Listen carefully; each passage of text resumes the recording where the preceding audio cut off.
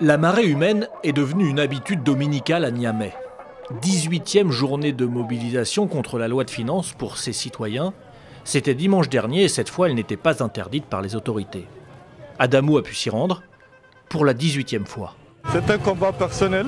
On est étonné de voir que l'État ne réagisse pas. Il est temps qu'on s'asseye sur la table. Ce comptable, comme beaucoup d'autres, refuse des mesures de la loi qu'il juge antisociales. Elles ont touché directement à son portefeuille et donc à sa famille.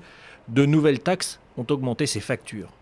Ici, c'est une facture de 2017, d'octobre 2017, où je payais 40 798. Là, j'ai une facture de mai 2018 où je paye 80 269. Ça a presque doublé. Les salaires n'ont pas augmenté, ce n'est plus soutenable. Ils sont des milliers de Nigériens à se battre contre cette loi.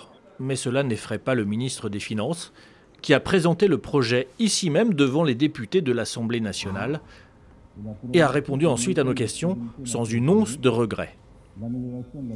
Il n'y a pas eu de flambée des prix, il n'y a pas eu une hyperinflation, etc. Donc tout ce qu'ils ont annoncé ne s'est pas réalisé. Ces recettes fiscales qu'on a mobilisées davantage, elles servent à quoi?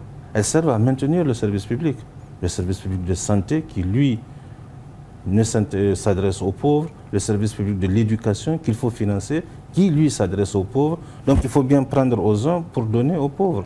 Pour lui, il s'agit de partage.